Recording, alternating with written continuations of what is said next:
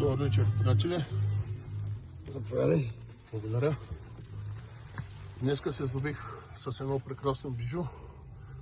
Едноличен търговец Пламен Дочев. Живущ и работещ към днешна дата в Чехия.